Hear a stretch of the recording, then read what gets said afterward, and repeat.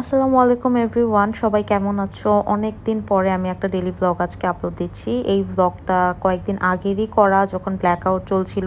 আমাদের বাসায় টিভিও ছিল না এখন, আর বাসায় শুধু আমি আর আম্মু। ইন্টারনেট ছাড়া তো একদমই সময় কাটছিল না। ভাবলাম ফোনটা উঠে একটু টুকটাক ব্লগ করি।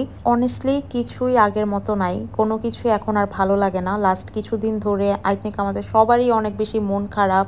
কোনো কিছুতে আর তেমন ইন্টারেস্ট জাগে না, কোনো কিছুই করতে ভালো লাগে না, বাইরে যেতেও ভালো লাগে না। মন খারাপ হলেও কিছু করতে ইচ্ছা করে না নিজের মনটা ভালো করার জন্য। আর ফেসবুকে ঢুকলে তো মনটা আরও বেশি খারাপ হয়ে যায়। তারপরেও কিন্তু আমরা কোনো কিছুই থামিয়ে রাখতে পারি না। আমাদের লাইফ কিন্তু লাইফের মতোই যাচ্ছে। সবাই যার যার কাজে ফেরত গিয়েছে, সবার খাওয়া দাওয়া, ঘুম, সংসার সব কিছু আগের মতোই চলছে। হ্যাঁ, যখন ইনসিডেন্টগুলো হচ্ছিল কিছুদিন আমরা রাতে ঠিকমতো ঘুমাতেও পারিনি, একটু পরপর ফেসবুকে ঢুকে দেখেছি। বাট এখন যখন ওই জিনিসগুলো অলরেডি হয়ে গিয়েছে, তখন আমার না এখন আর ফেসবুকে ঢুকে এগুলো দেখতে আর ভালো লাগে না। অনেস্টলি আমার এত বেশি হেল্পলেস ফিল হয় যে আমার মনই চায় না যে আমি ফেসবুকে ঢুকে এই জিনিসগুলো দেখি, বা ফেসবুকে ঢুকলেই এই জিনিসগুলো আমার সামনে আসবে আমি জানি। এজন্য ব্ল্যাকআউটের পরেও আমি ফেসবুকে অলমোস্ট নিউজ ফিড স্ক্রোল করাই বন্ধ করে দিয়েছি। আই ডোন্ট নো কি হচ্ছে না হচ্ছে, আমি আর জানতেও চাই না। কারণ আমার কাছে এইটাই এখন একটা কোপিং মেকানিজম যে আমি এই জিনিসগুলো একদম ইগনোর করে যাচ্ছি, বিকজ আমার এখন আর কিছু করার নাই। ইগনোর না করেও আমি কিছুই করতে পারবো না। সো আমি জাস্ট প্রে করছি এই রিসেন্ট ইনসিডেন্টে যাদের ট্রুলি লস হয়েছে, যারা এখন আর আমাদের মধ্যে নাই আর কখনো ফিরেও আসবে না, আর যারা নিজেদের ফ্যামিলির খুবই আপনজন, নিজেদের মানুষ হারিয়েছে, তাদের জন্য আমি প্রে করছি যে আল্লাহ তাদেরকে পেশেন্স দেখ।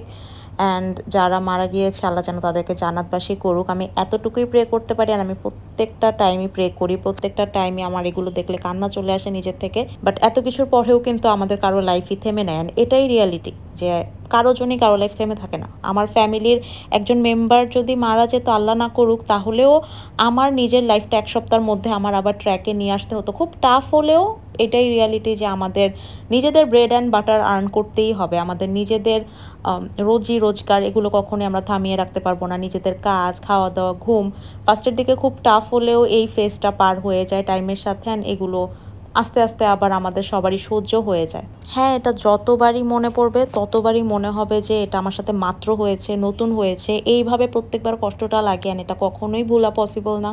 কিন্তু তারপরেও কিন্তু কিভাবে যেন আমরা এই পেইনটার সাথে বাঁচা শিখেই যাই। আল্লাহ আমাদেরকে এই জিনিসটা সহ্য করার ক্ষমতাটা দিয়ে দেন আসলে।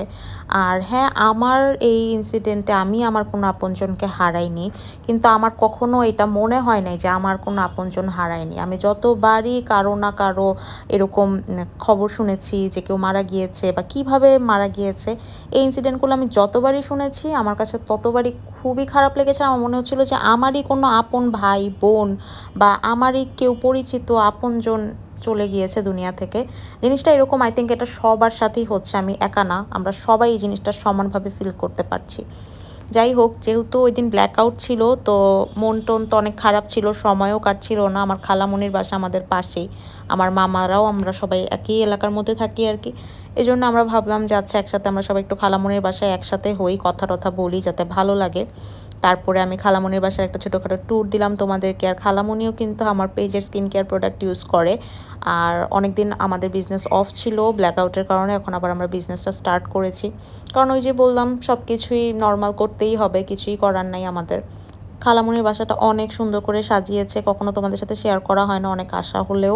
সো ভাবলাম আজকে একটু দেখিয়ে দিই। আর তারপরে অর্ণব ড্রয়িং দেখাচ্ছিল আমাকে, ও এত সুন্দর সুন্দর ড্রয়িং করতে পারে কিন্তু মাত্র দুইটাই এঁকেছে এরকম। তো আমি বলছিলাম যে এগুলো আঁকো না কেন আরও বেশি, কারণ ফ্রি থাকলে তো এখনকার বাচ্চা কাচ্চারা দেখি ম্যাক্সিমাম টাইমে গেমস, তারপরে ইউটিউব ভিডিওস এগুলো নিয়েই পড়ে থাকে। সো ক্রিয়েটিভিটিটা অনেক বেশি ডিজিটালাইজড হয়ে যাচ্ছে আই থিঙ্ক।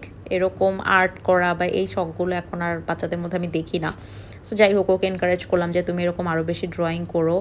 অ্যান্ড এই যে এই ব্ল্যাকআউটের সময় আবার অনেক গেমস টেমস খেলা হয়েছে এখানে। অর্ণব টিভিতে এই গেমটা খেলছিল আর আমার একদম নস্টালজিক ফিল হচ্ছিল এটা দেখে, মানে ছোটোকালে আমি এই গেমটা খেলতাম।